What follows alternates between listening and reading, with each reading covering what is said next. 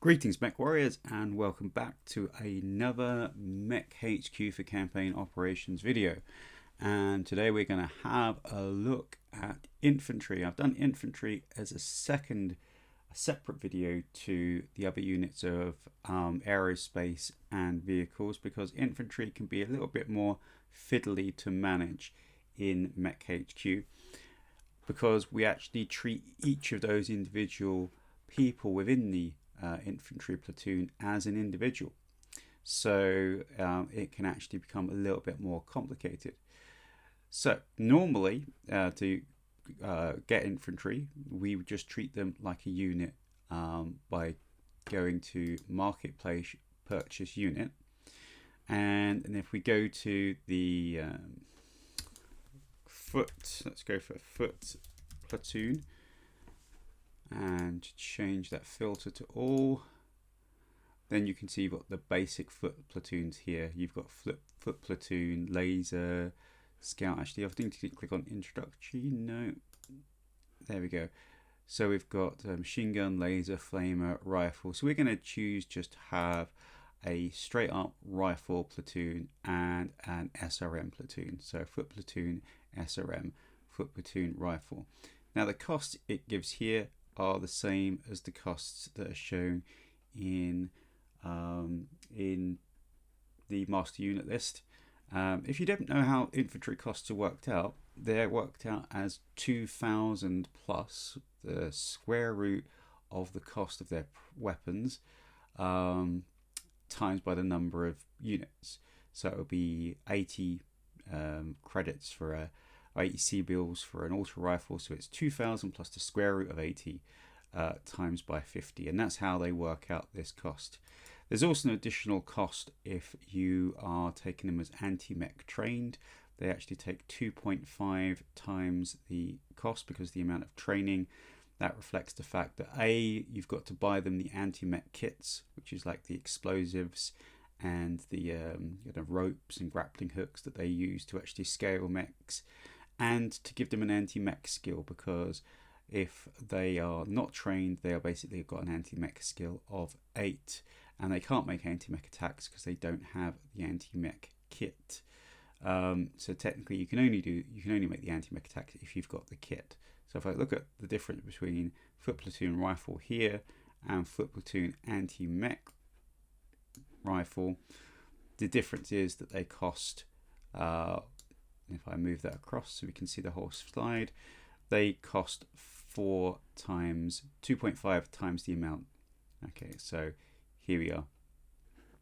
But they have this extra kit, which actually adds 0.5 of a ton to their weight. We've got 3 ton spaces on our platoon, so that's why we've got this 2.5 tons is going to fit nicely. You can't fit some of the jump platoons, they're much heavier. You can't fit them in the back of a Maxim, so we're just going to have foot platoon here, and I'm going to click on again buy, and we're gonna add them manually using the procurement screen. So I'm going to click on that, and I'm going to go to the SRM platoon as well and click on that. So we've added these two, and I'm just going to click on these, and you can see the cost for the SRM launcher is actually a lot more. Also, the reason you've got less troopers in the SRM launchers is not just random, it's actually because the SRMs weigh a lot more. And we've just procured those, and we're going to have them delivered automatically. So if we go to the hangar, they appear as units in the hangar, and we do units arrive immediately. Now at the moment they're showing as purple, and the reason why is we need to actually give them people. So you can think of this as being like a container that contains all of the people. Kind of as a wrapper, it has all the equipment, but we need the soldiers.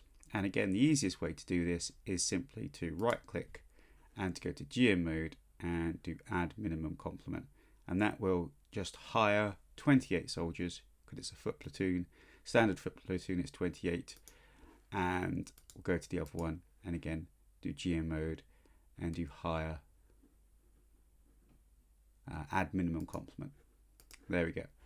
So now if I go back to our personnel roster here, and if I filter by soldiers, I think it is.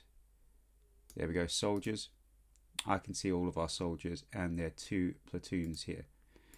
And every soldier has their own randomly rolled level. So we've got a veteran here, we've got an elite here. So I'm going to make our elite person here. I'm going to change their rank to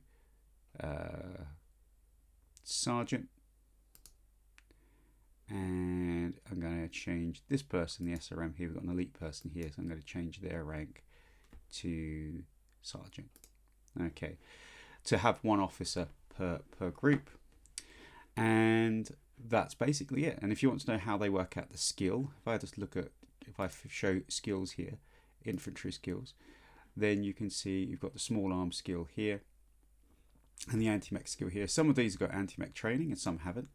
And all of these guys have got small arms skill, and it works out the average of the small arms skill.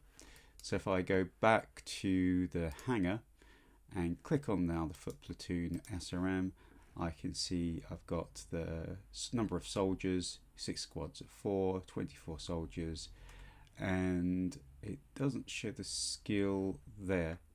Don't know if you where else you can see the skill, the average skill. Not sure if there's a way for it easily to show you, but it works it out as an average skill. If I go back to general, if I highlight all of them, does it tell me an average skill? No, it doesn't tell me an average skill. So if I go to view unit, it might show me this average skill.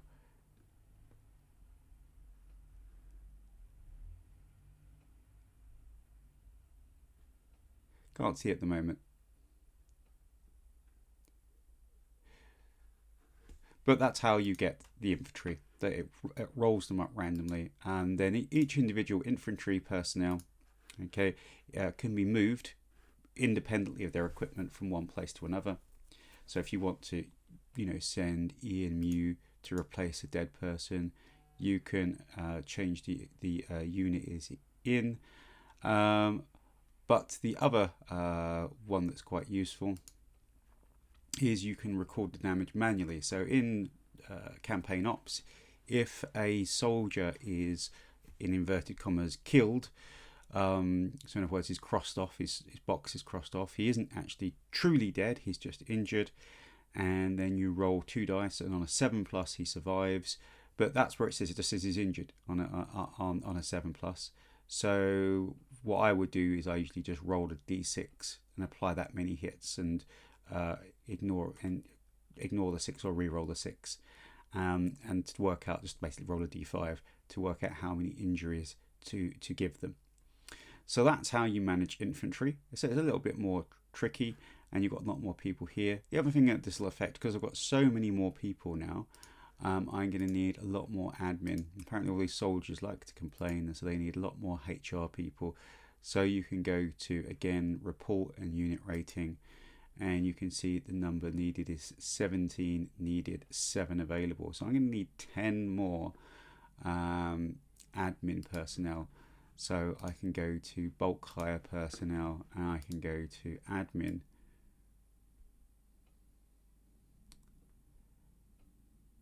HR, and we can go to 10. These are all the people, I guess, to go and do their laundry and to cook the food and all of those things that are going on in the background. But you need quite a lot of them. There we go. Again, it doesn't matter that they're HR. There doesn't seem to be a rhyme nor reason between why we've got admin, command, logistic, transport, HR. They just are separated in that way. In Total Warfare and campaign ops, it's just admin.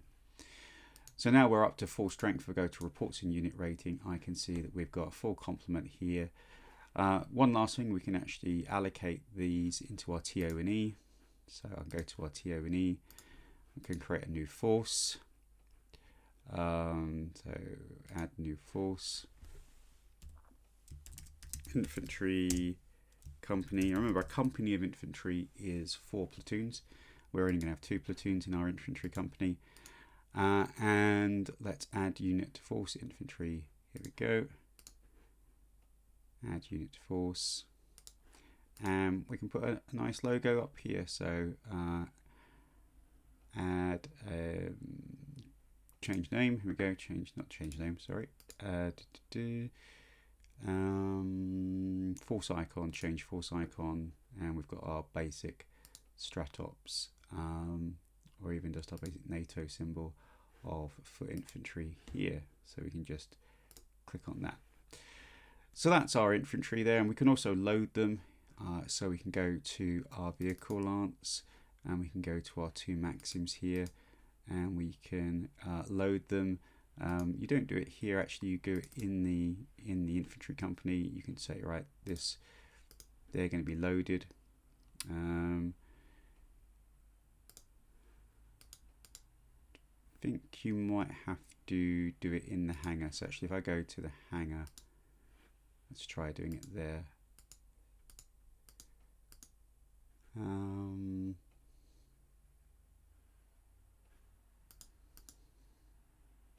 Can't see where it has it. I think it might just be something that's in MekHQ. It's not in MekHQ, but you can load them in. I think you don't need necessarily to load them in this regard, because they're being transported in infantry bays. You don't need technicians for infantry. They're considered to maintain their own equipment. You do for battle armor, but that's all done. So we've shown how to create infantry, how to then populate those with infantry members and add them to our TO&E. And now we've actually got a great mercenary company here. We've got 4 mechs, 4 vehicles, 2 helicopters, 2 infantry platoons, a really nice combined arms force here for future missions. And in later videos we'll be looking at some other different, more complicated features of MekHQ you could use to support, again, all to support campaign ops, including looking at the Mech Lab. So that's all we've got for this video. I'll see you next time.